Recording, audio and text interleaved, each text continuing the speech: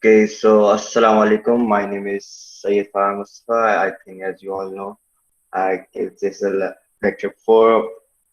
So, okay, so about this class is we're gonna teach about React fundamentals. So this is very important.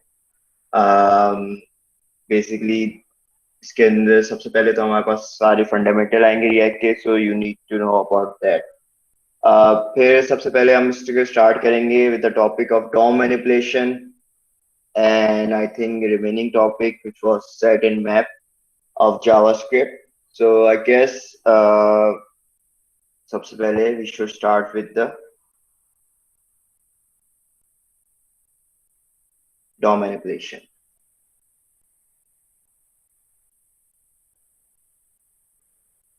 Okay, can you all see my screen?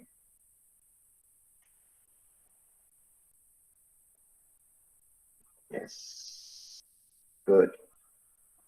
So okay.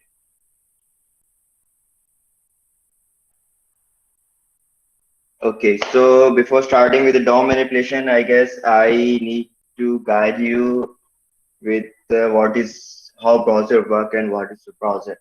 So, ठीक. तो basically हम जो browser को ना हम पहले से उसको डिवाइड कर सकते हैं 3 व्यूज में। एक तो हमारे पास एक नेविगेशन बन जाती है, नेविगेशन का view. Then this is the window and this right here is document.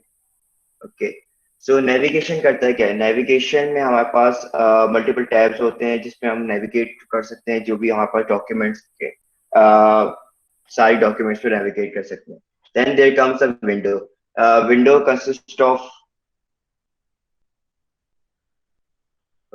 window consists of this bar, search bar, and all the pop-up, the extension, and that. So हमारे पास जो भी नेविगेशन के पास जो access होता है वो होता है टैब्स का। तो जितने भी टैब्स हैं वो हमारे पास उसको एक्सेस कर सकते हैं। जो हमारी विंडो होती है, विंडो के अंदर उसके एक्सेस होता है कि हम बैक प्रीवियस बैक कर सकते हैं, देन उसको रिलोड कर सकते हैं डॉक्यूमेंट को। देन विंडो के पास एल्सन में जो उसके डॉक्यूमेंट होती है उसके पास उसका भी एक्सेस होता है। तो हम जो भी एड्रेस सर्च करते हैं वो वहाँ पास डॉक्यूमेंट में शो हो जाता है। तो उसके पास ये पॉपअप्स के सारे एक्सेस होते हैं। नॉर्मल जो भी सेटिंग्स होती है उसके एक्सेस होता है। डॉक्यूमेंट जो होती है, डॉक्यूमेंट के अंदर जो होता है हमारे पास बेसिक वो रेंडर करती है जो भी पेज का डेटा आता है। Like if you search anything for suppose search करता हूँ, तो जैसे ही मैं इसको एड्रेस पे क्लिक करता हूँ, जैसे हमने लास्ट क्लास में हमने समझा था हाउ वेब वर्क। तो वेब ऐसे वर्क करता है कि ये बेसिक हम एड्रेस पे क्लिक करें, एक जो नोड पूरा नेटवर्क बन रहा है उसका, ठीक है, हमने उसके एड्रेस पे हमने उसको सर्च किया। जैसे ही हमने उसके एड्रेस पे सर्च किया, सर्वर जो होता है, सर्वर से हमारे पास डेटा भेजता है। तो भेजते हुए वो चाह HTML CSS and all that JavaScript is being rendered on that document. तो डॉक्यूमेंट जो होता है हमारे पास बेसिकली एक्सेस कर सकते हैं हम कंसोल के थ्रू। लाइक ये सारी जो हमारे पास ये पूरा डॉक्यूमेंट के पास एक्सेस होता है और इस चीज को पूरा रेंडर कर होता है डॉक्यूमेंट यहाँ पे। So if we console log about document, तो ये हमारे पास पूरा जो सर्वर के थ्रू हमारे पास पूरी HTML और सारी चीजें भेजता है, ये सारी रेंडर ये हमारे पास आ जाती हैं, इसका एक्सेस आ जाता है हमारे पास। So if you can see the first of all, if you can see first of all ये हमारे पास HTML आ गया, HTML के बाद स्क्रिप्ट आ गई, उसका हेडर आ गया, देन उसकी बॉडी आ गई, ये हमारे पास है। अच्छा, डॉक्यूमेंट के ये बेसिक एक डेटा डॉक्यूमेंट ऑब्जेक्ट मॉडल बन जाता है हमारे पास। तो इससे हम सारी चीजें एक्सेस कर सकते हैं। Like we can access this body. तो अगर मैं कंसोल लॉग कर रहा हूँ एंड इसकी बॉडी को एक्सेस कर सकता हूँ, तो आप बॉडी का एक्सेस आ जाएगा। उसके बाद उसके यूआरएल का एक्सेस आ जाएगा। बहुत सारी चीजें हमारे पास एक्सेस कर सकते हैं with the help of the document. Okay, so जैसे कि जावास्क्रिप्ट के थ्रू हम जावास्क्रिप्ट के थ्रू उसका बिहेवियर कंट्रोल कर सकते हैं HTML का। तो कैसे करेंगे वो? हमारे पास के पास HTML का बिहेवियर कंट्रोल करने के लिए हमारे पास डॉक्यूमेंट का ऑब्जेक्ट हम यूज करते हैं। सो इफ यू कैन सी, अच्छा बेसिक एक चीज अगर मैं दिखाऊं आपको, सो इफ यू राइट दिस, ये बेसिक स्क्रिप्ट है। इसमें क्या ही रहा है कि बेसिक जैसे कि मैंने उस वक्त एड्रेस आपको टाइप करके दिखाया था कि मतलब एक एड्रेस पे क्या था, वहां से सर्वर के थ्रू आया था। यहाँ पे मैंने उसको डायरेक्टली एक HTML दी है, विच इज HTML, और उसके अंदर एक टैग है पी टैग, और उसके अंदर सिर्फ हेलो लिखा हुआ है। तो ये उसको रेंडर कर रहा है। तो if I can manipulate this, like मैं कहूँ उसको hello world, so it would manipulate, it would render that. ठीक है, अगर बेसिक मैं उसके अंदर एक HTML का एट्रीब्यूट डाल दूं कि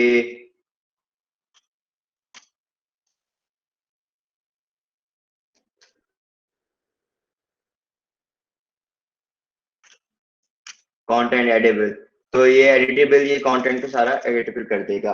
तो इसके अंदर जो भी हमारे पास कंटेंट है उसको हम एडिट कर सकते हैं। Okay, so moving on for this class, हम बेसिक एक HTML फाइल बनाते हैं।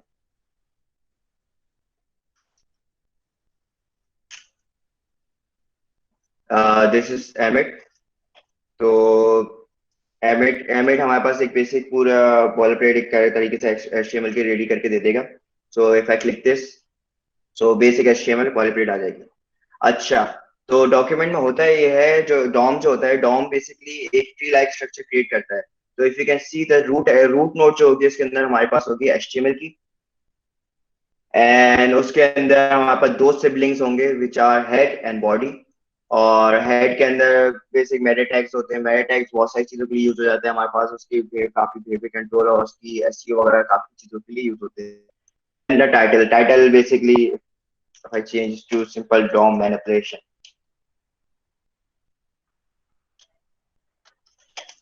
I guess this is the right spelling.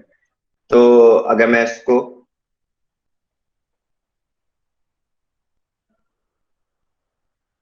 यहाँ पे चलाऊं, तो ये हमारे पास रन हो जाएगा और यहाँ हमारे पास टाइटल आ जाएगा इसका।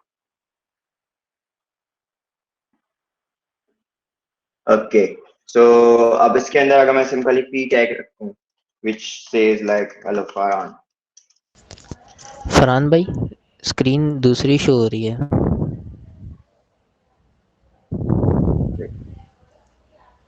आपकी जो स्क्रीन है वो आपकी वाइट स्क्रीन शो हो रही है, कोडिंग की नहीं शो हो रही, VS कोड की।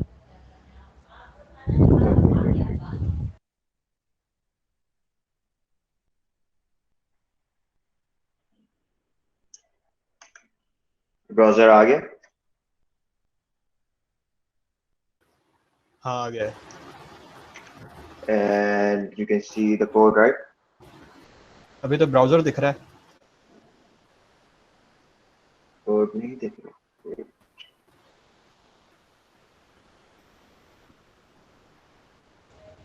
VS कोड की स्क्रीन शो नहीं हो रही।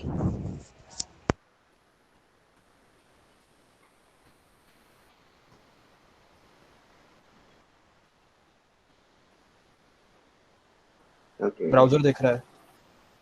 VS कोड पे करो शिफ्ट।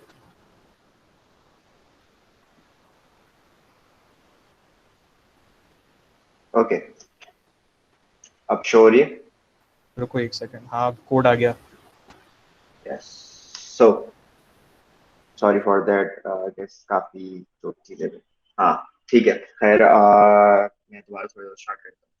सो बेसिक मैंने करा ये था, इसके अंदर बेसिक विजुअल स्टूडियो क्रिएट की थी, एक सिंपल इंडेक्स और HTML फाइल क्रिएट की थी, एम्बेड के थ्रू उसकी HTML की प्लेट रेडी की थी। देन उसके बाद टाइटल जो था, टाइटल के अंदर मैंने simple basic simple DOM manipulation,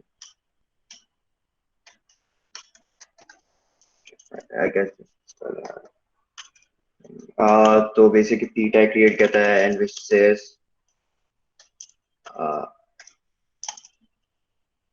hello फॉरऑन। ओके, तो ये सिंपल मैंने क्रिएट किया था और ये आई गेस इस पे रेंडर हो गया है। ठीक, ओके, सो अब होगा ये हमारे पास सिंपल एचटीएमएल रेडी हो गई है। अब इसके अंदर हम कर ये सकते हैं कि बेसिक एक स्क्रिप्ट एम्बेड कर दें। So with the help of this script मैं कर ये सकता हूँ कि ये जो अभी हमारे पास ये पी टैग आ गया, अब पी टैग को एक आईडी डिनोट कर सकता हूँ, लाइक टेक्स्ट। ठीक।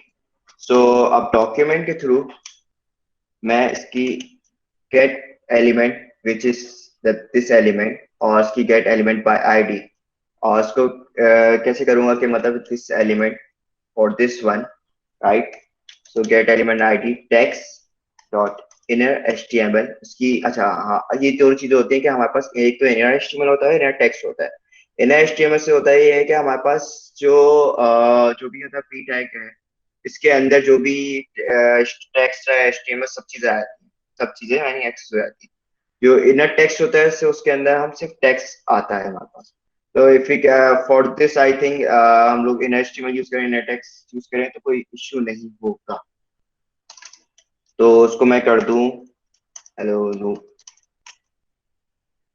सो ये यहाँ पे फॉरन आएगा, तो उसको अभी एक हम इंटरवल लगा देते हैं time being. So interval as an basic JavaScript function होता है जो सेट करता है एक टाइम इंटरवल क्रिएट कर देता है। So this takes this parameter, जो भी इंटरवल हमें यानी एक फॉर टाइम के लिए रोक के फिर वो एग्जीक्यूट करता है। तो मैंने मिली सेकेंड में लेता है, तो I give this 2 second interval. तो ये करेगा ये है, जो भी पी टैग है इसका अभी हेलो फरहान शो करेगा, देन उसके बाद आफ्टर 2 सेकेंड ये शो कर देगा नो। तो this should work like this. Okay. तो ये बेसिक हमारी हो गई डॉम मैनिपुलेशन।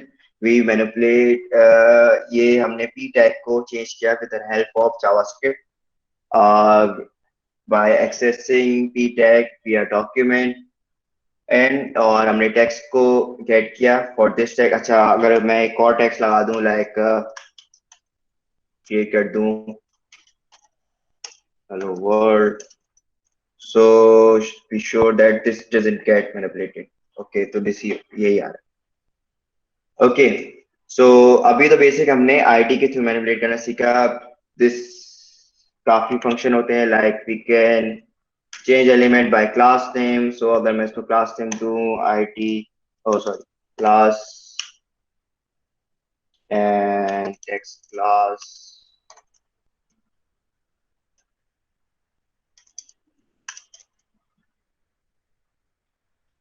so ये क्लास से मैनिपुलेट होगा। देन उसके बाद if we can manipulate with tag name में बेसिक हमारे पास आगे कहेंगे पी टैग आ जाएगा। देन उसके बाद नेम से भी मैनिपुलेट कर सकते हैं, और बहुत सारी चीजों से हम लोग उसको एक्सेस कर सकते हैं। ये हमारे पास बेसिक डॉम का हम गेट कर सकते हैं, बट इन दिस अभी फिलहाल के लिए हम ऐसा एलिमेंट्स बाय आईडी ही करेंगे। सो ये हमारी बेसिक हमने इसके करा, ये हमारे पास बेसिक पी टैग को हमने चेंज कर दिया with an help of DOM. अब उसके बाद ये बेसिक हमारे पास इन एचटीएमएल चेंज हुआ। अब इसके बाद हम लाइक इसका स्टाइल भी चेंज कर, इसके स्टाइल भी चेंज कर सकते हैं। So if I change style and give it a property colour, और उसकी कलर की प्रॉपर्टी को मैं करूँ red. So after interval of 2 seconds it would be should be right. Okay, sorry.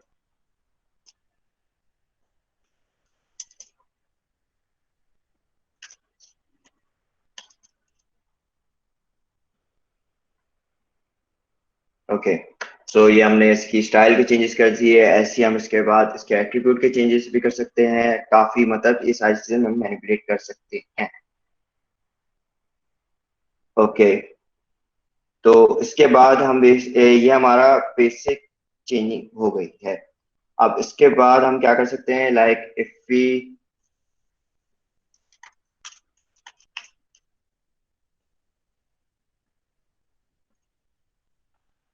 के बाद या अगर हम देखें कि बेसिक एक बटन रख अच्छा बेसिक हमारे पास एक बटन आ गया, और बटन पे मैं कहूँ कि क्लिक me. So और उसके क्लिक पे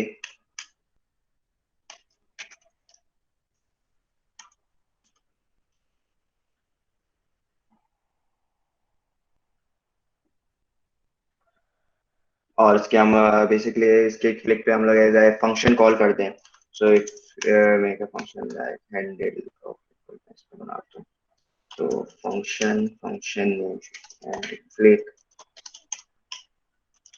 और इसके बाद यहाँ से इंस्टेड ऑफ मैं रेफरेंस उसका वहां से लूँ. And if you denote that ID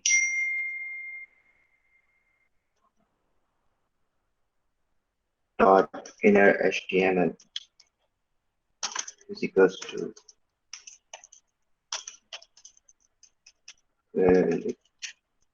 so should work like this. So ये अगर आपने लास्ट क्लास में पढ़ा होगा दिस का, तो ये बेसिकली एक रेफरेंस पास कर दिया इसने इसकी. सो अगर मैं इसके क्लिक मी पे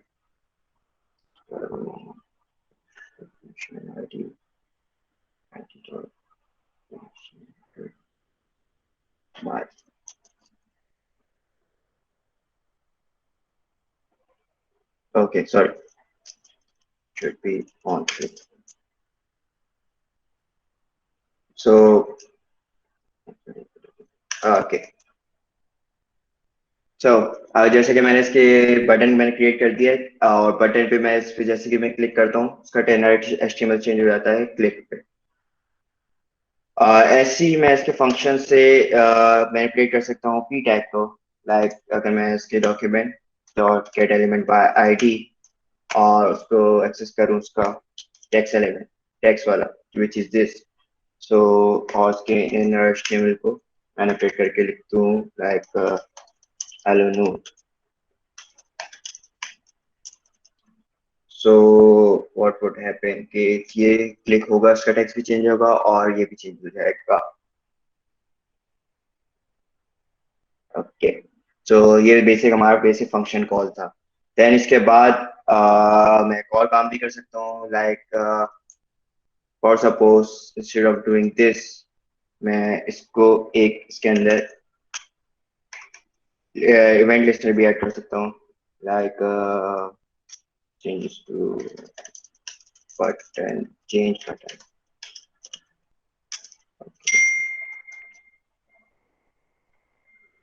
So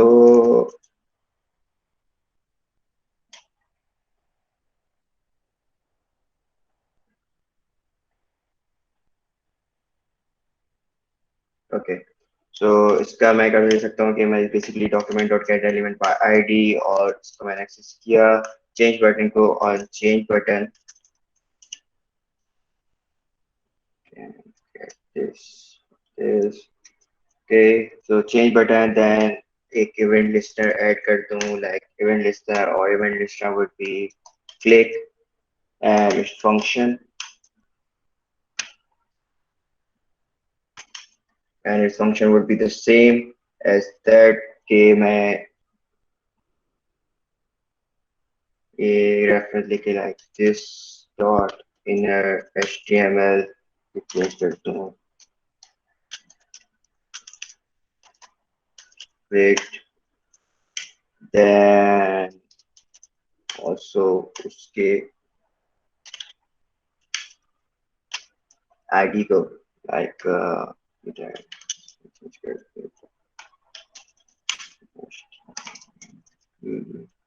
hello. So it will work like that also. So ये उसके अंदर भी ये वर्किंग हुई. So basic वो वर्किंग ये थी. बेसिक हमने एक फंक्शन बनाया उसको फंक्शन को नोट किया देन इसमें एक इवेंट लिस्ट ऐड कर दिया with in help of an ID.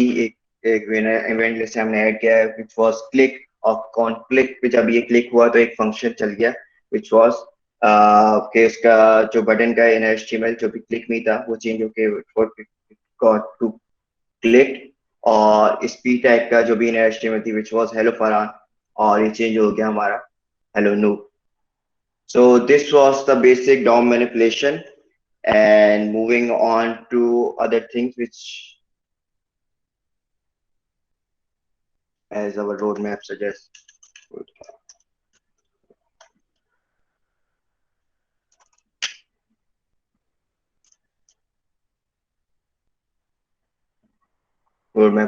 basic DOM manipulation, और ये basic हमारा आ जाएगा introduce.js. So Noor, are you there? Yes, I am here. So I'm stopping my presentation और आगे Yeah. नूर आपको CSS और बाकी React फंडामेंटल का प्रेजेंट करेगा.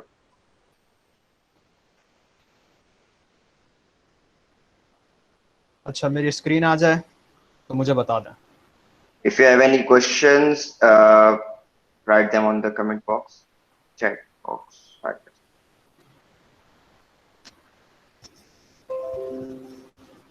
स्क्रीन आ रही है?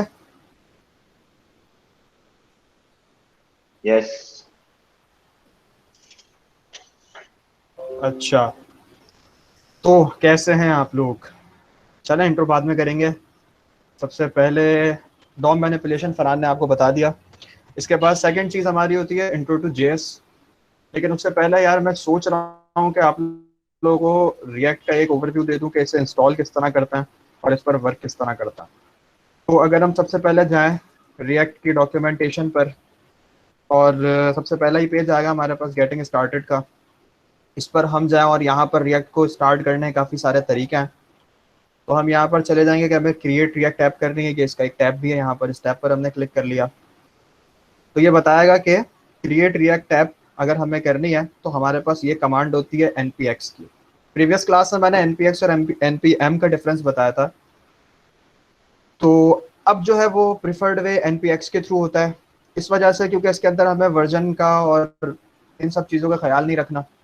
और सेकंड ये है कि अगर हमारी रिपोजिटरी के अंदर, क्योंकि यहाँ पर है हमारा फोल्डर एक बना हुआ होता, सपोज करो उसके अंदर अगर हमारा npm init भी नहीं हुआ होता और इसके अलावा भी हम अगर npx के थ्रू ये कमांड चला देंगे तो हमारा रिएक्ट एप्लीकेशन जो है वो इंस्टॉल हो जाएगी. अच्छा, ये क्रिएट रिएक्ट ऐप जो है ये एक रैपर है रिएक्ट एप्लीकेशन के ऊपर, जो हमें एक डमी एप्लीकेशन जो है ना बना कर दे देता है जब हम उसे इनिशिएट करते हैं. उस डमी एप्लीकेशन के अंदर कुछ पैकेजेस ऑलरेडी इंस्टॉल्ड होते हैं, कुछ प्री कॉन्फ़िगरेशंस ऑलरेडी हुई होती हैं बेबल के थ्रू और वेबपैक के थ्रू. तो हमें ये सारी जो है ना हेक्टिक चीज़ें उनके थ्रू नहीं गुजरना पड़ता. तो आई वुड हाईली सजेस्ट के यही चीज़ यूज़ करें, क्योंकि डॉक्यूमेंट इसी चीज़ को इंडोर्स करती है. तो अब हम क्या करेंगे कि हम इस चीज़ को सिंपली यहाँ पर से कॉपी करेंगे, देन यहाँ कमांड पर आएंगे. हमने एक फोल्डर अज्यूम करते हैं बनाया हुआ है लेक्चर 4 के नाम से यहाँ पर, और यहाँ पर आके अगर इसे पेस्ट करके एंटर कर देंगे तो एक लोडिंग होगी अच्छी खासी. मतलब मेरे इंटरनेट स्पीड के मुताबिक 10 मिनट की, आपके इंटरनेट स्पीड पर डिपेंड करता है. तो इस चीज़ को, इस स्पीड की, इस लोडिंग को हमने मद्देनजर रखते हुए इस रिएक्ट एप्लीकेशन को ऑलरेडी इंस्टॉल किया हुआ है. और जब इंस्टॉल हो जाएगी तो आपको फोल्डर स्ट्रक्चर को इस तरह दिखेगा. जल्दी से फोल्डर स्ट्रक्चर का गो थ्रू कर लेते हैं. सबसे पहले जो सबसे इंपॉर्टेंट फाइल है वो आपकी package.json की फाइल है. इसके अंदर आपकी ये रिपोजिटरी, आपके फोल्डर का नाम आ जाएगा. वर्जन अभी बिल्कुल लेटेस्ट स्टार्ट है इसलिए 0.1 है. जैसे इसको अपडेट करते जाएं हो जाएगा. यहाँ पर कुछ डिपेंडेंसीज है. डिपेंडेंसीज का मतलब ये होता है कि जैसे ही हमारी एप्लीकेशन क्रिएट रिएक्ट ऐप की इंस्टॉल हुई है तो उसके साथ ये कुछ चीज़ें हैं ये साथ में इंस्टॉल हो गई हैं. इसके अंदर हम टेस्टिंग लाइब्रेरीज तीनों इसे नहीं देखेंगे. रिएक्ट को देख लेंगे, रिएक्ट डॉम को देख लेंगे, रिएक्ट डॉम स्क्रिप्ट को भी देख लेंगे, वेब वर्चुअल की भी हमें कोई खास ज़रूरत नहीं है. ठीक है. इसके अलावा यहाँ पर ESLint के कॉन्फ़िग है. ESLint क्या होता है? हमारे पास लिंटिंग है, कुछ प्रीसेट रूल्स होते हैं कोडिंग के, कि कोडिंग करने का तरीका किस तरह है. तो हर बंदे ने हर जो है वो कॉर्पोरेशन का, ऑर्गेनाइजेशन का कोडिंग करने का तरीका डिफरेंट होता है. तो वो अपने कोडिंग करने के उस तरीके को यहाँ पर जो है ना एक्सटेंड कर देती हैं. तो अगर हम रिएक्ट ऐप की बात करें तो रिएक्ट ऐप के लिंट ये है, और अगर उसकी टेस्टिंग की बात करें जस्ट पर तो उसकी लिंटिंग ये है. इसके नीचे जो है उस सबकी इतनी खास ज़रूरत नहीं है. और ये स्क्रिप्ट है, ये जो रिएक्ट स्क्रिप्ट लिखा हुआ है, जब हम इनमें से किसी भी स्क्रिप्ट को रन करेंगे तो हमारे पास ये वाला पैकेज चलेगा रिएक्ट स्क्रिप्ट, और इसकी बेसिस पर हमारी एप्लीकेशन चल जाएगी. इसके अलावा हमारे पास आती है पैकेज जेसन लॉग की फाइल, जिसे हमें बिल्कुल भी नहीं छेड़ना. रीडमी की एक फाइल आती है जिसकी भी हमें कोई खास ज़रूरत नहीं है, गिटहब रिपोजिटरी से क्लोन हो जाती है. गिट इग्नोर की फाइल है. अगर किसी ने गिटहब पढ़ा हुआ है तो लास्ट क्लास में मैंने शायद बताया था कि गिट इग्नोर हम यूज़ करते हैं और इसके अंदर हम उन सारी फाइल्स को, फोल्डर्स को, डायरेक्टरीज को कोड करते हैं जो हमें गिटहब पर होस्ट नहीं करनी होती, क्योंकि बहुत दफ़ा ऐसा होता है कि हमारी रिपोजिटरी पर, लोकल रिपोजिटरी पर कुछ चीज़ें पड़ी होती है जो हम क्लाउड पर भेजना नहीं चाह रहे होते। फॉर एग्जांपल हमारे डेटाबेस का पासवर्ड हो गया और कुछ सीक्रेट और प्राइवेट कीज़, तो हम उसे यहाँ पर जो है वो स्टोर कर देते हैं। और एंड वन मोर थिंग, हम नोड मॉड्यूल्स का फोल्डर भी स्टोर करते हैं, इसी कोड करते हैं इसी फाइल के अंदर, ताकि वो भी क्लाउड पे ना चला जाए, क्योंकि ये 100 of MBs का होता है। इसके बाद हमारे पास नोड मॉड्यूल्स का एक फोल्डर है जो कि काफ़ी हैवी और काफ़ी बड़ा फोल्डर होता है, और इस फोल्डर के अंदर हमारे पास वो सारे पैकेजेस हैं, वो सारी डिपेंडेंसीज हैं जो यहाँ पर लिस्ट हैं। तो जैसे ही हमने कुछ भी इंस्टॉल किया या फर्दर हम किसी भी प्रोसेस पर कुछ भी इंस्टॉल करेंगे तो उसकी सारी चीज़ें, सारी कुछ भी डिपेंडेंसीज वो इस नोड मॉड्यूल के अंदर इंस्टॉल हो जाएंगी। नेक्स्ट हमारे पास आता है यहाँ पे पब्लिक का फोल्डर। तो पब्लिक के फोल्डर के अंदर हमारे पास यहाँ पर ये robot.txt की फाइल है। robot.txt की फाइल क्या होती है, खास नहीं होती है, लेकिन फॉर एग्जांपल अगर मैं यहाँ पर ना देखूं गूगल को,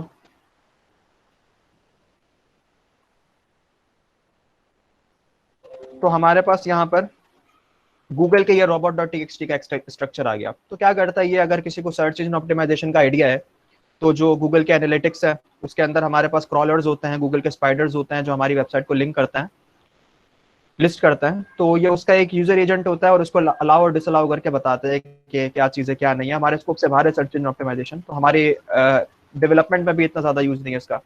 इसके बाद हमारे पास आती है ये manifest.json की फाइल। अच्छा, ये बड़ी इंपॉर्टेंट फाइल है अगर किसी को PWA प्रोग्रेसिव वेब एप्स का पता है।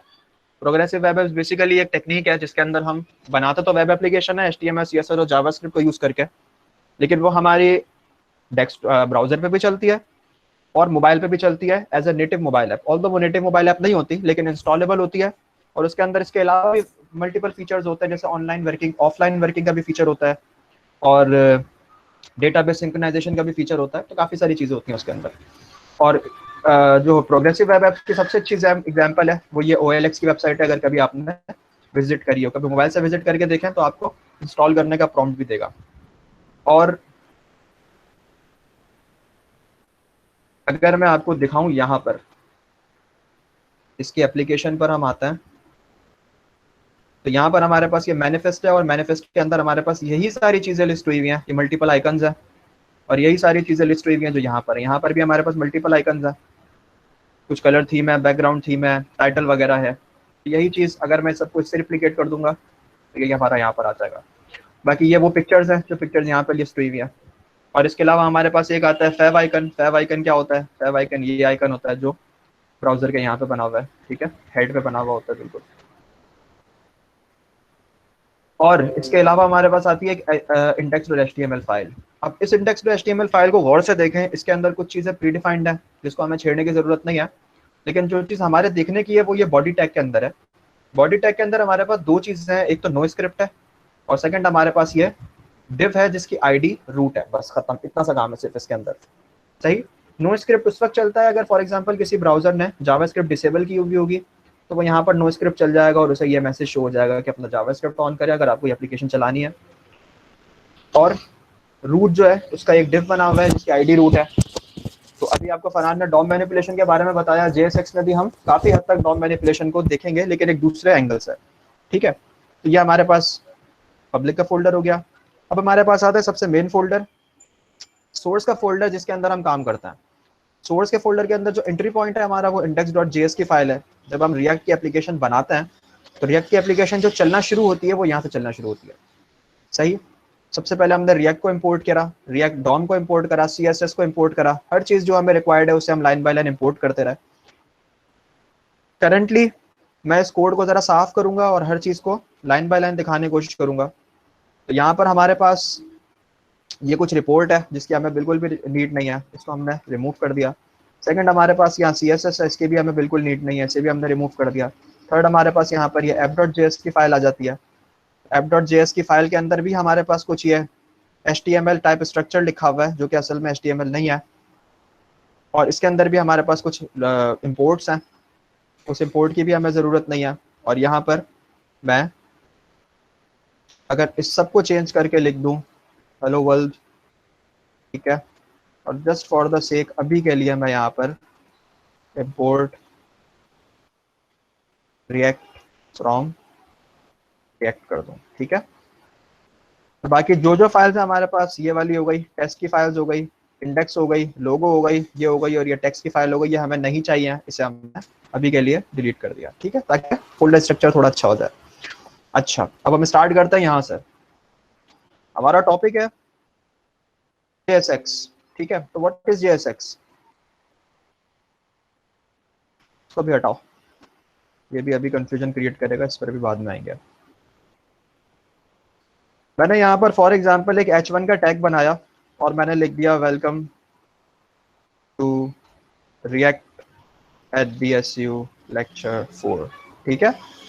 और अगर मुझे इस एप्लीकेशन को रन करना है तो जैसे मैंने स्क्रिप्ट में दिखाया था, एक स्क्रिप्ट है हमारे पास ये स्टार्ट की, यहाँ पर मैं लिख दूंगा npm run start, और ये कुछ थोड़ी देर चलेगा और इसके बाद स्टार्ट हो जाएगा। सही, फिलहाल जो वार्निंग आ रही है, वार्निंग को हम निगलेक्ट करेंगे, ठीक है। तो हमारे पास यहाँ पर ये एक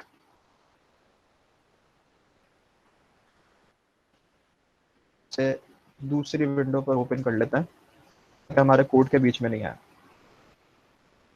ठीक है। Starting development server, I hope ये यहीं पे शुरू हो जाएगा। अच्छा, तो सबसे पहले तो हमने ये रिएक्ट को इंपोर्ट किया है, इसके बाद हमने रिएक्ट डॉम को इंपोर्ट किया है। रिएक्ट डॉम का इंपोर्ट करने का रीजन ये था कि हमें यहाँ पर रिएक्ट का ये वाला एक प्रॉपर्टी कॉल करनी थी, एक लाइब्रेरी कॉल करनी थी, और इसके अंदर हमें रेंडर मेथड चाहिए था।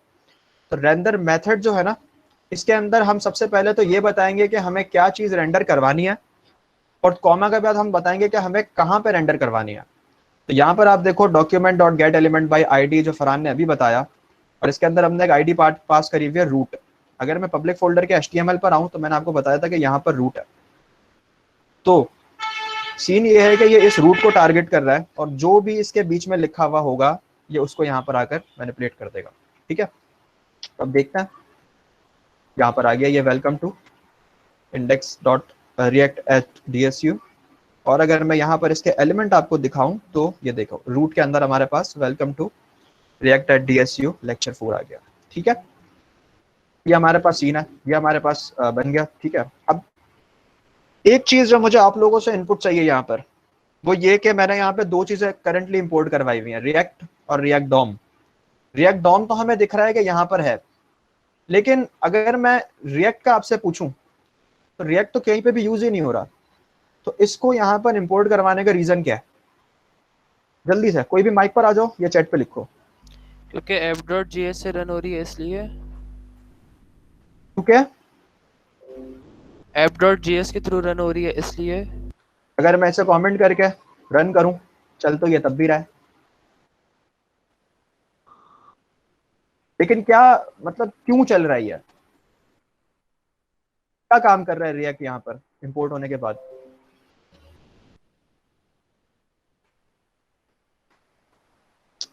Not actually the super set, लेकिन दोनों की बिल्कुल अलग अलग जो है ना वो रीजंस है। रिएक्ट डॉम जो है वो वर्चुअल डॉम को कैटर करता है, और वर्चुअल डॉम से मुझे एक बड़ा इंपॉर्टेंट टॉपिक याद आ गया, जिसके लिए मैं ग्रुप में वीडियो भी डाल दूंगा वर्चुअल डॉम की। ज़्यादा लंबी नहीं है, 2-2.5 मिनट की वीडियो है, देख के आप लोगों को कॉन्सेप्ट समझ आ जाएगा। और रिएक्ट जो है वो डिफरेंट जो है ना प्रॉब्लम को कैटर करता है। तो खैर मैं बता देता हूँ कि अगर तो मैं यहाँ पर जाऊँ और अगर मैं देखूँ कि ये मॉडर्न जावास्क्रिप्ट आने जावास्क्रिप्ट पर कंपाइल कैसे होता है, ठीक है। तो उसके लिए मैं बेबल एक टूल है जो कहता है compiler for next generation JavaScript, यहाँ पर आता हूँ और मैं क्या करता हूँ कि जब ये पेज लोड हो जाएगा, इसके बाद मुझे इसके अंदर ये वाला जो कोड है ना, इसको कॉपी करना है और यहाँ पर पेस्ट कर देना है ट्राई आउट के अंदर, राइट। तो आई होप ये थोड़ा जल्दी हो जाए। सही, तो पेस्ट करने के बाद यहाँ पर मुझे ये आउटपुट मिल गया। अब इस आउटपुट को मैं यहाँ पर लेकर आ जाता हूँ। इस आउटपुट को अगर आप कंपेयर करो यहाँ पर, तो जब हमारी एप्लीकेशन कंपाइल होगी उस वक्त हमें ये रिएक्ट डॉट क्रिएट एलिमेंट चाहिए। तो ये रिएक्ट जो हम इंपोर्ट करते हैं ये बेसिकली इसलिए करते हैं ताकि आफ्टर कंपाइलेशन कोई इशू ना आए। अब पहले रिएक्ट के पुराने वर्जन में ये होता था कि अगर तो मैं इसे इंपोर्ट ना करूं और इसे कमेंट आउट कर दूं तो ये हमें एरर दे देता था। लेकिन अब जो है वो इम्प्रूवमेंट के बाद यहाँ पर हमें ये जो एरर आ रहा है ये इसकी वजह से आ रहा है, क्योंकि मैंने एक्सप्लिसिटली मेंशन किया हुआ है। अब जो है वो अपडेट्स की वजह से रिएक्ट के अंदर ये एडिशन डाला गया है कि अगर तो मैं इसे इंपोर्ट नहीं करूंगा तब भी जब मैं इस कोड को कंपाइल करूंगा तो ऑटोमेटिकली रिएक्ट को इंपोर्ट कर लेगा, क्योंकि इसके लिए यहाँ पर ज़रूरत है। ठीक है, तो ये इस रिएक्ट को इंपोर्ट करने का रीज़न है। और रिएक्ट डॉम, चूंकि यहाँ पर हमें वर्चुअल डॉम चाहिए तो वर्चुअल डॉम पर रेंडर क्या करवाना है, ये रेंडर करवाना है और कहाँ पर करवाना है, यहाँ पर करवाना है। ठीक है, अच्छा अब नेक्स्ट टॉपिक की तरफ चलते हैं, JSX की तरफ। तो ये जो HTML टाइप चीज़ लिखी हुई है ये बेसिकली HTML नहीं है। एक क्वेश्चन था यहाँ पर। जब पूछो। यहाँ पर जो 3 आर्गुमेंट्स पास हो रहे हैं, H1 नल और हेलो वर्ल्ड, तो इसमें नल क्या चीज़ है? अच्छा मैं बता रहा हूँ, इसी तरफ आ रहा हूँ। अच्छा तो HTML टाइप जो हमें सिंटेक्स लिखा हुआ है यहाँ पर H1, ये बेसिकली HTML नहीं है, ये JSX है। अगर मैं इसके ऊपर होवर करूँ तो ये आपको दिखा देगा इट्स JSX डॉट जो भी लिखा हुआ है element.h1। ठीक है, तो ये JSX है। और अगर तो ये हम JSX जावास्क्रिप्ट के अंदर या रिएक्ट के अंदर इन्वॉल्व नहीं होता तो ये सिर्फ H1 का टैग लिखने के लिए हमें इतनी मेहनत करनी पड़ती, react.create element। और जैसा भी ऋतिक ने पूछा कि ये क्या है, तो सबसे पहला आर्गुमेंट होता है हमारे पास ये H1 का, जो चीज़ हमें क्रिएट करनी है। सेकंड आर्गुमेंट होता है हमारे पास एट्रीब्यूट्स का, कि अगर हम इसके अंदर कोई एट्रीब्यूट दे रहे हैं, इसका स्टाइल दे रहे हैं, कुछ भी दे रहे हैं, तो हम उसे एज ऑब्जेक्ट यहाँ पे पास करेंगे। और थर्ड वैल्यू होती है हमारे पास यहाँ पर कि जो हमने इसके अंदर पेस्ट किया हुआ है। तो अगर मैं इसके अंदर ये पेस्ट किया हुआ है तो इसके अंदर यही होना चाहिए।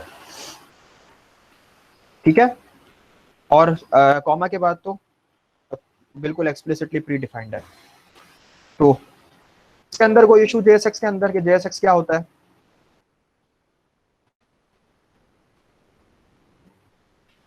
जल्दी जल्दी जल्दी जल्दी, टाइम शॉर्ट है। सही रिस्पॉन्स जल्दी जल्दी दिया करो यार, टाइम बहुत शॉर्ट होता है, 1 घंटे में इतना कुछ कवर करवाना है। अच्छा यहाँ तक हम पहुंच गए, ये चीज़ हमारे पास हो गई। अब हम क्या करेंगे, हम नेक्स्ट टॉपिक पर आते हैं, रिएक्ट फ्रेगमेंट्स। ठीक है, अब मजे की बात यह है कि रिएक्ट हमेशा जो है ना, सपोज करो कि मेरे पास 3 डिव्स है। ठीक है, अब इस एरर को जाने दो। ठीक है, एरर हमें नहीं चाहिए, तो मैं यहाँ पे लिख देता हूँ दिस इज div 1 और इसी को अगर मैं कॉपी पेस्ट कर दूं यहाँ पर 2 और अगर इसी को मैं कर दूं यहाँ पर 3। ठीक है, तो हमें ये एरर देगा और एरर हमें देख रहा है कि JSX expression must be wrap in 1 parent element. सही है, यानी रिएक्ट जो है ना वो एक से ज्यादा एलिमेंट को रिटर्न नहीं कर सकता। ठीक है, तो हमारे पास यहाँ पर ये 3 चीजें हैं, तो हमें क्या करना पड़ेगा कि हमें इसको रैप करना पड़ेगा एक पेरेंट चीज के, एक पेरेंट के अंदर। तो सपोज करो फिलहाल के लिए हमने एक पेरेंट डिव बना दिया और उस पेरेंट डिव के अंदर हमने इन तीनों को रैप कर दिया, एरर हमारा चला गया। और यहाँ पर अगर आ गए हम और इसको रिफ्रेश कर दें तो ये इशू हमारा सॉल्व हो गया। लेकिन इसके अंदर यार एक चीज है, अगर मैं आपको दिखाऊं तो ये देखो हमारे पास यहाँ पर 3 एलिमेंट जो हमें चाहिए वो तो है, लेकिन रेंडर होने के लिए हमारे पास एक और एलिमेंट रेंडर हो रहा है जिसकी हमें रिक्वायरमेंट नहीं है। तो एज सच इसके अंदर कोई इशू तो नहीं है आर्किटेक्चरल लेवल पर HTML के अंदर भी। लेकिन जस्ट सपोज कि आपकी एप्लीकेशन बहुत बड़ी है और आपका रेंडर ट्री जो है ना वो काफी बड़ा बन रहा है, तो आप क्यों चाहोगे कि आप कोई एक्सेप्शनल या कोई एक्सप्लिसिट चीज एक्स्ट्रा रेंडर करो? सिर्फ उतना ही रेंडर करो जितना काम है, एक्स्ट्रा करने की क्या जरूरत है? तो उसके लिए यहाँ पर हमारे पास एक कॉन्सेप्ट आया था रिएक्ट फ्रैगमेंट का। रिएक्ट फ्रैगमेंट क्या करेगा, पहले तो ये बताते हैं ये वर्क कैसे करता है। तो यहाँ पे हम लिखेंगे रिएक्ट डॉट फ्रैगमेंट। ठीक है, और इसी को अगर मैं यहाँ पर पेस्ट कर दूं और चला दूं तो बिल्कुल चल जाएगा ये। सही, आउटपुट हमारे पास बिल्कुल सेम आया, आउटपुट के अंदर कोई डिफरेंस नहीं है। और अगर मैं यहाँ पर इसका रिजल्ट दिखाऊं आपको, अगर मैं यहाँ पर इसका रिजल्ट दिखाऊं आपको तो यहाँ पर हमारे पास वो पेरेंट जिसके अंदर ये कंटेंट था वो चला गया। तो फ्रैगमेंट क्या है बेसिकली? फ्रैगमेंट हमारे पास एक ऐसा एलिमेंट है कि जो JSX को वो तो कर लेता है, अपने अंदर कंटेन तो कर लेता है एज ए पेरेंट, लेकिन वो डॉम पर प्रिंट नहीं होता।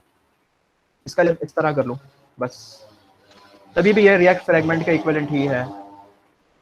सही, ये रिएक्ट फ्रेगमेंट बहुत दफा आपको काम आएगा। इससे रिलेटेड कोई इशू?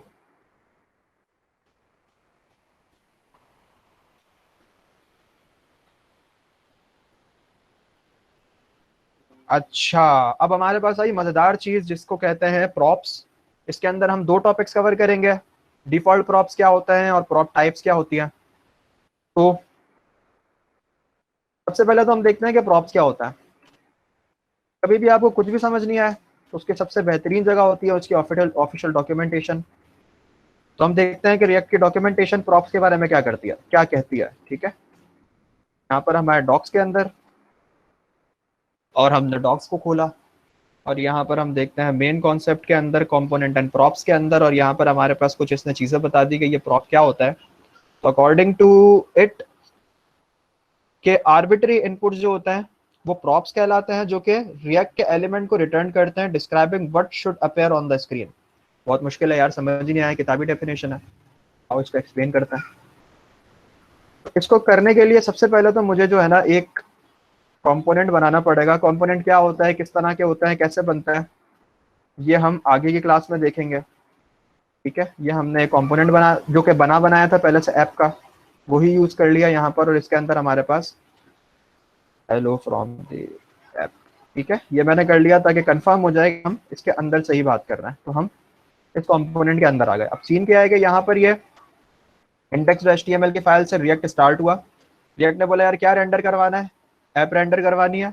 और ऐप के अंदर क्या है, ऐप के अंदर हमारे पास एक डिव है जिसकी क्लास है ऐप, जिसकी हमें ज़रूरत नहीं है। और यहाँ पर हमारे पास आ जाता है एक हेलो फ्रॉम दी ऐप। तो ये चीज़ हमें रेंडर करवानी है। ठीक है, अब प्रॉप्स क्या होता है, बेसिकली प्रॉप्स होती है कुछ डेटा फील्ड्स जिसे अगर हमें पास करवाना है from parent to child. React जो है उसका फंडामेंटल कॉन्सेप्ट्स के अंदर एक कॉन्सेप्ट ये है कि यूनिडायरेक्शनल डेटा फ्लो पे काम करता है, यानी पेरेंट टू चाइल्ड, देन वो चाइल्ड, फिर अपना चाइल्ड।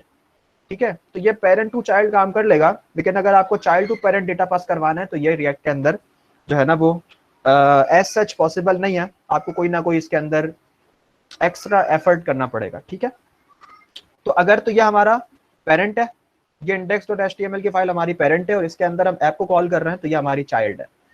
तो अब प्रॉप्स होते क्या है और प्रॉप्स को कहते क्या है। तो अगर मैं यहाँ पर फंक्शन के अंदर एक पैरामीटर दे दूं प्रॉप्स का, और सबसे पहले मैं यहाँ पर कंसोल करवा लूँ कि यार प्रॉप्स के अंदर हमें दे क्या रहा है।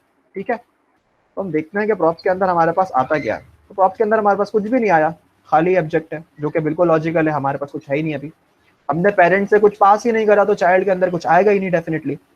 अब अगर फॉर एग्जांपल मैं यहाँ पर जो है ना मैं एक डिव दे दूं और डिव के अंदर यहाँ पर मैं ये मैंने दे दिया। ठीक है, अब यहाँ पर अगर फॉर एग्जांपल मैं स्टाइल्स दे देता हूँ।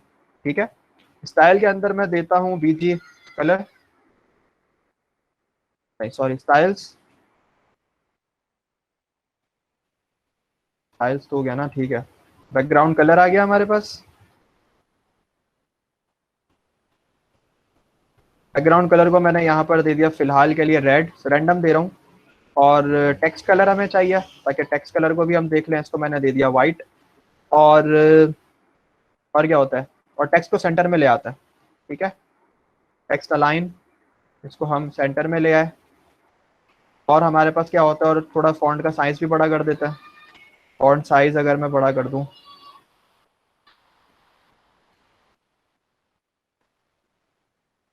फॉन्ट साइज अगर मैं बड़ा कर दूं यहाँ पर तकरीबन 5 है। अब देखते हैं इसका आउटपुट कैसा है। आउटपुट के आगे इसकी हाइट थोड़ी बड़ी कर दो, हाइट कर दो 100 ठीक है, तो इसने हमारा ये पूरा कवर कर लिया। स्क्रीन हमारे पास अच्छी खासी कवर हो गई। व्यू सबको क्लियर आ रहा होगा होपफुली, कलर बहुत ब्राइट है।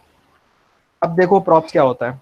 अगर तो फॉर एग्जांपल मैं यहाँ पर से पास कर दूं कि मेरा बैकग्राउंड कलर जो है ना बीजी कलर, ये मुझे रेड चाहिए। सेकंड मेरा जो कलर है टेक्स्ट कलर या इसको फॉन्ट कलर कुछ भी बोल सकते हैं आप। ठीक है, कॉमा नहीं आएगा। टेक्स्ट कलर यहाँ पर हमारे पास है, ये हमें वाइट चाहिए। और इसके अंदर जो टेक्स्ट है इसको भी आप चेंज कर दो।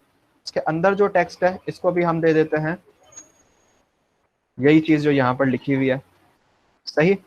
अब क्या कर रहे हैं कि हम अपने ऐप के कंपोनेंट के अंदर ये तीन चीज़ें पास कर रहे हैं। क्या पास कर रहे हैं? Background colour red, text colour white, और ये जो टेक्स्ट है हमारा हेलो फ्रॉम द ऐप। तो अब हमारे पास प्रॉप्स के अंदर क्या आ गया देख लेते हैं। प्रॉप्स के अंदर हमारे पास क्या आ गया? जब मैं इसको रिफ्रेश करूंगा तो दोबारा आऊंगा यहाँ पर, तो हमारे पास यहाँ पर ये तीन चीज़ें मिल गई हमें। ठीक है, तो ये पेरेंट टू चाइल्ड हमने डेटा पास कर दिया। अब हम क्या करेंगे? जावास्क्रिप्ट का बेसिक कॉन्सेप्ट है, मैं इसी तरह करता हूँ। तीन चीज़ें हमने पास करी थी, बीजी कलर, फिर हमारे पास आ जाएगा ये टेक्स्ट कलर, फिर हमारे पास आ जाएगा ये टेक्स्ट। ठीक है,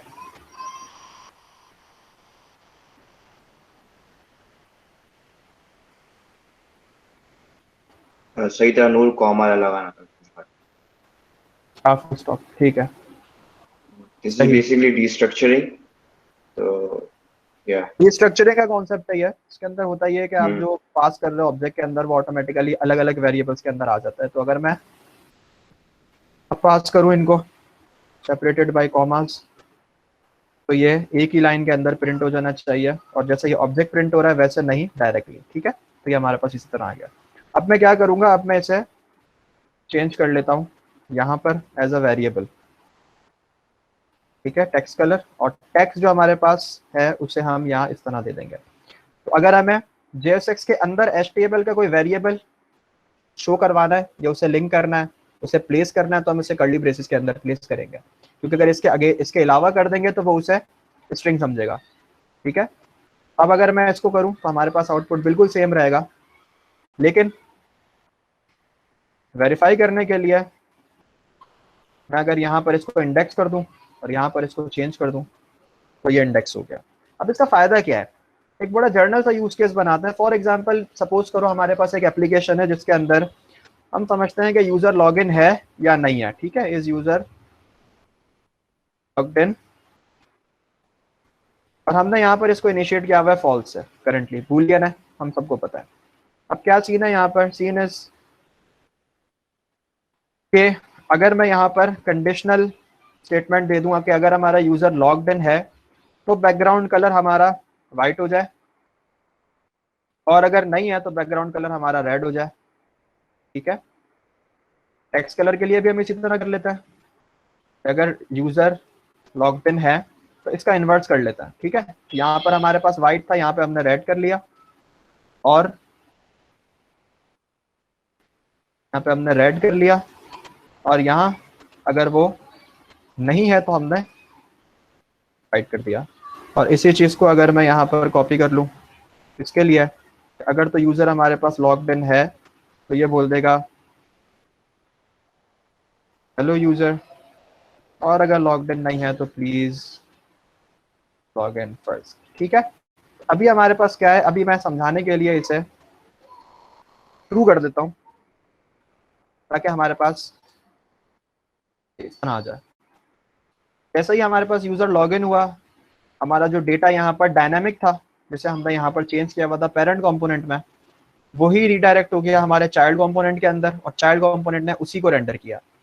ठीक है, अब अगर हमारे पास for example user log out हो जाता है, हमने इसे फॉल्स कर दिया, और इसे अगर मैं दोबारा करूँ तो हमारे पास ये इस तरह शो होगा।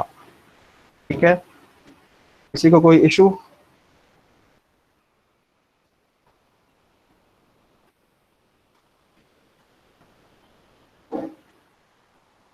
ओके, सो फार सो गुड। चलो नेक्स्ट हमारे पास आ जाता है कॉन्सेप्ट डिफॉल्ट प्रॉप्स का। ठीक है, ये तो हमारे पास हो गए प्रॉप्स। डिफॉल्ट प्रॉप्स क्या होता है? सपोज करो यार कि हमारे पास यहाँ पर कुछ प्रॉप्स हैं, सपोज करो कि हमारे पास यहाँ पर कुछ प्रॉप्स हैं जो हमने यहाँ पे पास किए हुए हैं। अब उन प्रॉप्स को हमें बंद कर दो। ठीक है, सो आई वाज सेइंग के डिफॉल्ट प्रॉप्स का कॉन्सेप्ट ये होता है कि सपोज करो हमने यहाँ पर कुछ प्रॉप्स पास किए, लेकिन यहाँ पर जो है ना, मैं ये टेक्स्ट पास करना भूल गया और मैंने टेक्स्ट ऑलरेडी यहाँ पर लिखा हुआ है कि यार है। अब एक बड़ी एप्लीकेशन है यार, क्या क्या ध्यान रखोगे? तो हो गई गलती, ठीक है। और मैंने इसको चला दिया यहाँ पर, तो क्या हो गया कि हमारे पास यहाँ पर एक बड़ा अजीब सा जो अनवांटेड हमारे पास जो है ना बिहेवियर था वो आ गया। सही है, अनवांटेड बिहेवियर कैसे आ गया कि हमें यहाँ पर एक टेक्स्ट चाहिए था लेकिन टेक्स्ट तो आया नहीं है, वो यूजर तो नहीं, वो बिहेवियर तो नहीं है जो हमें चाहिए था, एक एबनॉर्मल बिहेवियर आ गया। अब हम क्या करेंगे कि इस बिहेवियर को काउंटर करने के लिए यहाँ पर हम डिफॉल्ट प्रॉप्स से काम लेंगे। तो डिफॉल्ट प्रॉप्स बेसिकली क्या होता है, डिफॉल्ट प्रॉप्स बनाने का तरीका ये है कि यहाँ पर आप सबसे पहले तो फंक्शन का नाम लिखो, उस कंपोनेंट का नाम लिखो, नॉट फंक्शन, उस कंपोनेंट का नाम लिखो ऐप डॉट, देन आप लिख दो डिफॉल्ट प्रॉप्स, और यहाँ पर आप उसे एक ऑब्जेक्ट बना लो। उस ऑब्जेक्ट के अंदर जितने भी प्रॉप्स आप ला रहे हो, जिन जिन प्रॉप्स को आपको मेंशन करना है, उन प्रॉप्स का आप यहाँ पर एक्सेप्शनली उसको मेंशन कर दो। देन आप क्या करो, आप यहाँ पर उसकी कोई एक डिफॉल्ट वैल्यू सेट कर दो, ठीक है। इन केस अगर यूजर भूल जाए मेंशन करना, तो यहाँ पर हमें वो डिफॉल्ट प्रॉप्स मिल जाए। फॉर एग्जांपल मैं यहाँ पर करता हूँ नो वैल्यू वाज गिवन, ठीक है। यदि मैंने वो वैल्यू दी हुई है वहां पर, तो ये मुझे लॉगिन फर्स्ट दिखा रहा है क्योंकि फॉल्स है। अब अगर मैं टेक्स्ट को यहाँ से हटा देता हूँ और यहाँ पर आ जाऊंगा, तो यहाँ पर हमारे पास वही बिहेवियर आ गया, एक्सपेक्टेड बिहेवियर आ गया जो हमें चाहिए था। हमारे पास चाहे वैल्यू वो नहीं है जो होनी चाहिए थी, लेकिन ये एक्सेप्शन, ये एरर, ये सिचुएशन 100% हैंडल्ड है, ठीक है। किसी को कोई इशू? हाँ, प्रॉप जो है वो पैरामीटर्स पर हम रिसीव करते हैं और सेंड करते हैं आर्गुमेंट में इन अ कंपोनेंट। सही, नो इश्यूज।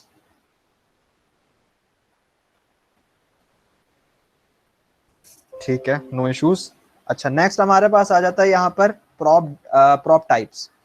अच्छा, प्रॉप टाइप जो है ना वो रिएक्ट के अंदर सबसे पहले तो खुद से ही आती थी, हमें एक्सेप्शनल कोई थर्ड पार्टी लाइब्रेरी इंस्टॉल नहीं करनी पड़ती थी। लेकिन अब रिएक्ट ने जो है ना वो प्रॉप टाइप्स के लिए एक अलग लाइब्रेरी, मतलब अपनी बिल्ट इन लाइब्रेरी से उसको निकाल दिया है। और यहाँ पर हम रिएक्ट को अगर हमें प्रॉप टाइप्स चाहिए तो हमें उसकी ये npm पैकेज इंस्टॉल करना पड़ता है। लास्ट क्लास में अगर याद हो आपको npm वाले में, तो मैंने npm JS की जो है ना वो आप लोगों को वेबसाइट का एक सर्वे करवाया था। तो ये यही है, हमने यहाँ पर इस कमांड को कॉपी किया, यहाँ पर आ गए और इसको यहाँ पर कॉपी पेस्ट कर दिया। And let's wait until the library get installed. और वंस इट्स इंस्टॉल्ड मैं आपको इसकी पैकेट डॉट जेसन शो करवाता हूँ, देन ये काम कैसे करता है वो बताते हैं। आई होप ये जल्दी इंस्टॉल हो जाए।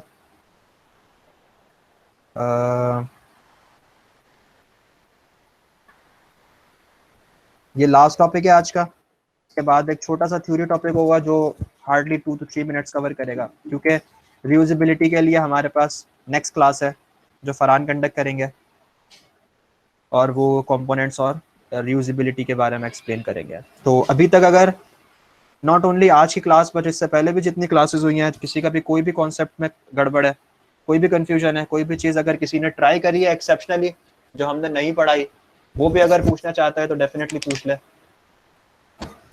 ठीक है, ये इंस्टॉल हो गया। अब ये कैसे इंस्टॉल, ये इंस्टॉल हो गया, इसका प्रूफ क्या है? इसका प्रूफ ये है कि पैकेज डॉट जेसन के अंदर, पैकेजेस के अंदर यहाँ पर हमारे पास प्रॉप टाइप आ गया। सही, अब हम क्या करेंगे, अब हम ये करेंगे कि यहाँ पर सबसे पहले तो हमें प्रॉप टाइप्स को इंपोर्ट करवाना है। इंपोर्ट करवाने के बाद यहाँ डिफॉल्ट प्रॉप टाइप्स जिस तरह हमने लिखा है वहीं पर हम प्रॉप टाइप्स लिख देंगे, ठीक है। लेकिन ध्यान रखें कि जब हम फंक्शन के साथ डॉट लगा के करेंगे तो स्मॉल p के साथ करेंगे, और ये जो लाइब्रेरी के साथ करेंगे तो ये कैपिटल P के साथ करेंगे। ये कन्वेंशन है। सही, ऐसा बुजुर्ग कहते थे ऐसा। खैर, यहाँ पर हमारे पास मैं बता देता हूँ कि इसके अंदर होता क्या है। सबसे पहले तो प्रॉप टाइप जो है हमारे पास वो डेटा टाइप्स के लिए होती हैं। सपोज करो कि अगर फॉर एग्जांपल यहाँ पर आपको टेक्स्ट है, ठीक है, यहाँ पर आपको कुछ स्ट्रिंग दिखाना था, लेकिन अगर यूजर ने यहाँ पर से मैं इसे कमेंट आउट कर देता हूँ कुछ देर के लिए, पहले प्रॉब्लम देख लेते हैं फिर सॉल्यूशन देख लेंगे। अगर यूजर ने यहाँ पर सपोज करो टेक्स्ट के बजाय यहाँ पर, सॉरी स्ट्रिंग के बजाय यहाँ पर नंबर पास कर दिया, तभी भी एक यहाँ पर हमें नंबर शो कर देगा, लेकिन वही हमारी एक्सपेक्टेड बिहेवियर के बिल्कुल अगेंस्ट है। हम क्या करेंगे कि हम बग्स को रिड्यूस करने के लिए हम डेटा टाइप को चेक करेंगे और जितना ज़्यादा हम हो सके अपनी वेबसाइट को एफिशिएंट बनाएंगे। तो उसके लिए क्या इंपॉर्टेंट है, उसके लिए हमारे पास यहाँ पर यही लाइब्रेरी है प्रॉप टाइप्स की, और प्रॉप टाइप्स की लाइब्रेरी में अगर किसी को इंटरेस्ट है तो वो ये URL नोट कर ले, ये npm.js की वेबसाइट पर जाके सिंपल प्रॉप टाइप लिख ले, ये गूगल पर जाकर रिएक्ट प्रॉप टाइप्स लिख ले। इंपोर्ट करने इंस्टॉल करने के बाद हमें इसे इंपोर्ट करवाना है, इंपोर्ट हमने ऑलरेडी करवा लिया। देन हम क्या करेंगे, ये इसका यूजेज है। तो यूजेज करने के लिए हमारे पास यहाँ पर क्या क्या होता है, अगर कोई क्लास है हमारे पास और हमने उस क्लास का एक चाइल्ड बनाया हुआ है तो हम उसे इंस्टेंस ऑफ के थ्रू भी करवा सकते हैं कि अगर तो ये इस चाइल्ड का ही इंस्टेंस है तो ही ये मैसेज डिस्प्ले हो, वरना ये एरर शो कर दे। अगर हमारे पास मल्टीपल वैल्यूज है, फॉर एग्जांपल इनम है, तो हम उसे चेक कर सकते हैं, ये मैं आपको एग्जांपल करके बताऊंगा। देन हमारे पास अगर कोई एरे है, कोई ऑब्जेक्ट है, शेप है, स्ट्रिंग है, नंबर है, इज रिक्वायर्ड एग्जैक्ट, तो बहुत सारी चीज़ें इसके अंदर, एनी है, बहुत सारे यूज केसेस इसके अंदर, इसको जरूर एक दफ़ा गो थ्रू करें, बहुत काम की चीज़ है। और अब हम इसे यहाँ पर अपने केस में यूज करता है, ठीक है। अब यहाँ पर सपोज करो यहाँ पर हमारे पास ये बीजी कलर है और बीजी कलर हमें सिर्फ और सिर्फ हम दो ही टाइप का दे सकते हैं, ठीक है। इस टाइप का या तो हम देंगे रेड या फिर हम देंगे वाइट, सॉरी कहाँ गया हमारे पास बीजी कलर, ये रहा बीजी कलर, हम सिर्फ दो ही टाइप का दे सकते हैं, या तो हम देंगे इसको वाइट या हम देंगे इसको रेड। अगर इन दोनों के अलावा कुछ भी पास हो गया तो एरर शो कर देगा। अच्छा, इसके अंदर जो एरर आते हैं वो एरर नहीं होते मोस्टली, वो वार्निंग्स होती हैं, और वार्निंग जो है वो सिर्फ आपको डेवलपमेंट पर ही दिखेंगी, प्रोडक्शन पर नहीं दिखेंगी। तो इनकेस अगर आपने इस एप्लीकेशन को लाइव कर दिया और तब भी कोई इशू है तो वो आपको नहीं दिखेगा। यहाँ पर मैं एग्जैक्ट, क्योंकि ये केस सेंसिटिव होता है, टाइपिंग से बेहतर ये है कि बंदा कॉपी पेस्ट कर ले, ये कर दूं। और सेकेंडली मैं यहाँ पर आकर इसको prop types dot string dot is required कर दूं, ठीक है। ये स्ट्रिंग है और ये होना ज़रूरी है, अगर ये नहीं हुई तभी भी एरर शो कर देगा। तो यहाँ तक हमने इसको जो है वो टास्क दे दिया।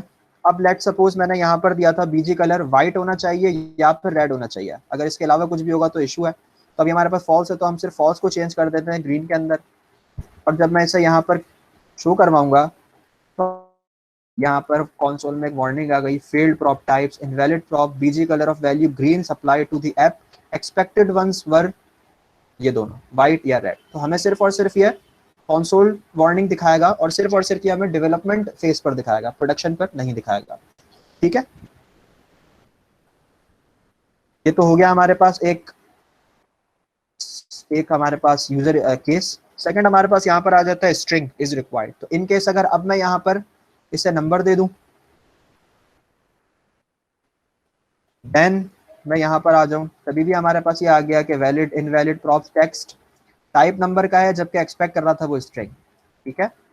और अगर मैं इसे टेक्स्ट ही दे दूं और यहाँ पर इज रिक्वायर्ड का मेथड है, इज रिक्वायर्ड को भी हम देख लेते हैं। फॉर एग्जांपल अगर मैंने यहाँ पर से इसको हटा दिया और अगर हम यहाँ पर आ जाए तो अभी हमें ये वो डिफॉल्ट दिखा रहा है जो डिफॉल्ट हमने सेट किया था, ठीक है। ये वाला डिफॉल्ट हमने सेट किया था। Just for the sake of understanding अगर हम इसे पॉज कर दें कुछ देर के लिए और यहाँ पर आ जाए तो हमें यहाँ पर दे देगा कि text is marked as required in the app, लेकिन इसकी वैल्यू जो वो है अनडिफाइंड है। तो अनडिफाइंड जो है वो बार बार आपकी एप्लीकेशन को क्रैश करेगा। बहुत जो है वो एक्सेप्शंस जो होती है वो मोस्टली अनडिफाइंड केस के लिए ही होती है।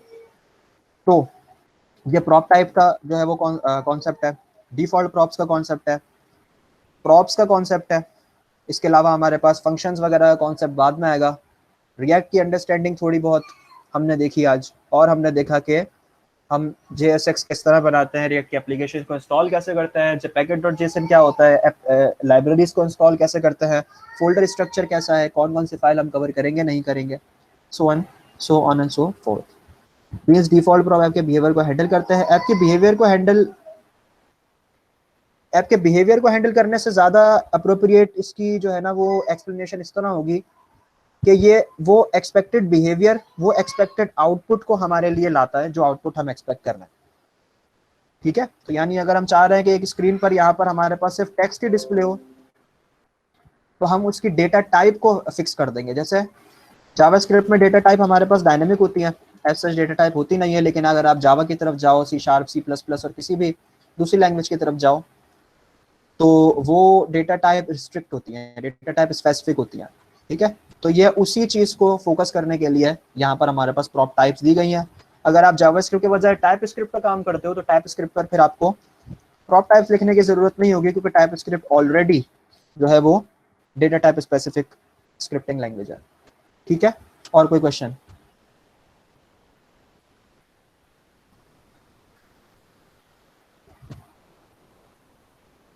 Questions are welcome.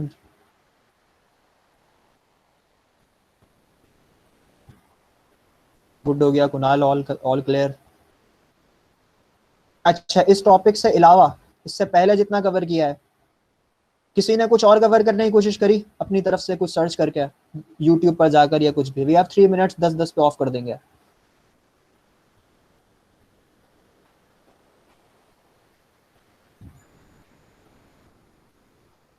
खुद से एफर्ट करें।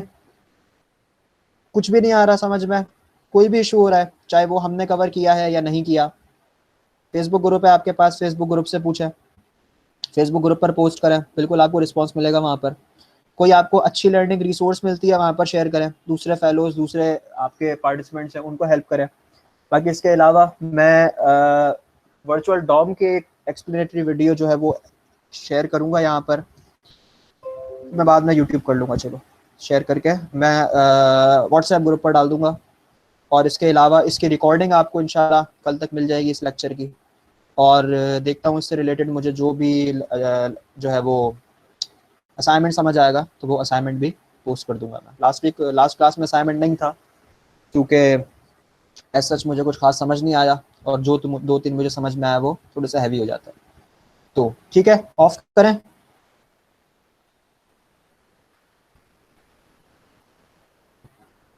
ओके, तो थैंक यू सो मच। और खुद से भी एफर्ट करें, कुछ समझ नहीं आता तो पूछें, we are trying our best to resolve and to help all of the people out there joining us. So thank you so much, take care, Allah Hafiz, bye bye. Okay, so Allah Hafiz, session ending. Bye.